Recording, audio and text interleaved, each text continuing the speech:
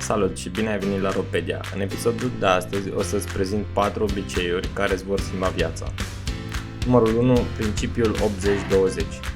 În trecut, economistul Vilfredo Pareto a observat că 80% din pământul țării sale era deținut de 20% din populația acestei țări și s-a dovedit faptul că aceste procente erau practicate și în restul țărilor. Mai târziu, un consultant pe nume Joseph Juran a realizat că același pattern se aplica și în afaceri. Principiul de 80-20 spune că 80% din vânzările tale o să vină de la 20% din clienții tăi. Dar acest principiu nu este limitat doar la pământuri sau vânzări. În sport, de exemplu, 20% din exercițiile fizice o să acopere 80% din câștigul tău. În serviciu de clienți, de exemplu, 20% din clienții tăi vor avea 80% din plângerile depuse. Chiar și în programare, rezolvarea a 20% din bug-uri o să rezolve de fapt 80% din problemele utilizatorului. Pe parcursul anilor au apărut foarte multe formule matematice care susțin acest principiu de 80-20. Dar cum îți afectează acest principiu viața ta? E bine, ai ghicit. Principiul se aplică și în succes. 80% din succesul tău o să vină din 20% din munca depusă de tine. Asta înseamnă că ne pierdem majoritatea timpului, potrivit Harvard Business Review. Aproape tot ceea ce facem nu este așa de important. Petrecem 80% din timpul nostru distrași sau făcând activități care nu sunt benefice pentru noi și asta datorită mediului în care trăim. Chiar și atunci când lucrăm, doar o mică parte din ceea ce facem merită timpul pe care îl acordăm. Tindem să credem că timpul pe care îl petrecem muncind este direct proporțional cu ceea ce câștigăm, dar nu este adevărat. Cineva care lucrează 8 ore pe zi poate să câștige mult mai puțin decât cineva care lucrează doar 8 ore pe săptămână. Cheia este să identifici acele 20% de lucruri importante. Dacă te concentrezi pe cele 20%, o să ai parte de succes 100%.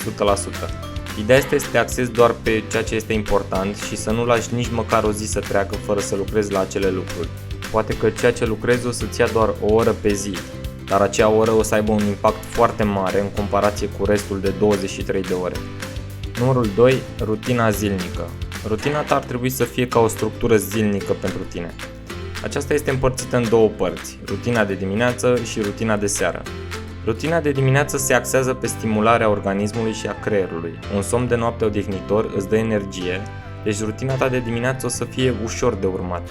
Spre exemplu, dimineața poți face puțină mișcare, te revigorezi și pui metabolismul în mișcare. Această rutină trebuie să aibă o continuitate. Mulți oameni își propun acest lucru făcând anumite liste pe care le urmează cu strictețe. Astfel, nu numai că vei fi mereu în formă și plin de energie pe tot parcursul zilei, dar îți vei forma și o disciplină.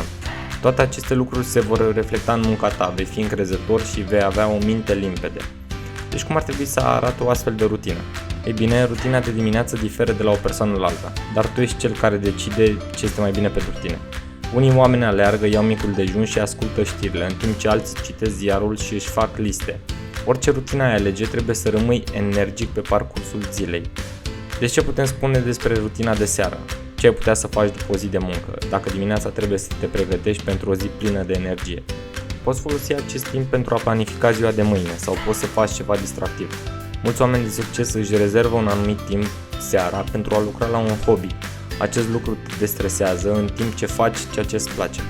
Numărul 3. Munca în plus. Să zicem că vine weekendul și un coleg de muncă te roagă să îl ajuți la un anumit proiect, pentru că din diverse motive nu poate sau nu știe sau nu are timp să termine acel proiect. Aici apar două variante. Varianta în care îi spui da, el este fericit că poți să-l ajuți și te simți bine că poți să ajuți un coleg.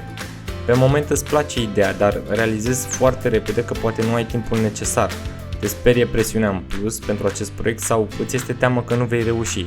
Cea de-a doua variantă este să îi spui nu, dar la fel ca în primul caz, poate o să te simți vinovat că l-ai refuzat. Deci ce faci în acest caz? Ei bine, aici nu este nimic legat de decizie, fie că aceasta este da sau nu. Totul are legătură cu timpul foarte scurt în care iei această decizie. Te arunci la ceva fără să știi dacă acest lucru îți poate depăși limitele sau nu. Cheia în acest caz este să iei decizii cât se poate de raționale. Înainte să iei o decizie, acordă-ți timp să te gândești și revină cu răspunsul tău. Astfel nu o să te simți nici vinovat dacă ai spus nu și nici nu o să te simți presat de timp dacă ai spus da, atâta timp cât decizia ta este una rațională în funcție de prioritățile tale. Numărul 4. Pune în practică recunoștința. Oamenii în general se plâng de multe lucruri și nu realizează cât timp au pierdut cu acest lucru fără ca măcar să ia atitudine. Poate că nu este vina ta, poate că nu deții tu controlul, dar atunci când te plângi de ceva, singura persoană care are de pierdut ești tu. Atunci când te plângi, devii negativist și uiți de lucrurile bune.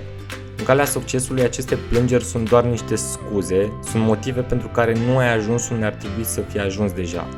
În loc să te plângi mereu, încearcă să fii recunoscător și să te concentrezi pe părțile constructive din viața ta, fără a mai fi negativist. Acest lucru o să te facă fericit și motivat. Toate lucrurile bune sunt în jurul tău, fie că este vorba de familie, prieteni sau chiar câinele tău. Mulțumim pentru vizionare și așteptăm părerile voastre în comentarii. Dacă ți-a plăcut acest clip, nu uita să lași un like și să te abonezi la canal pentru mai mult conținut.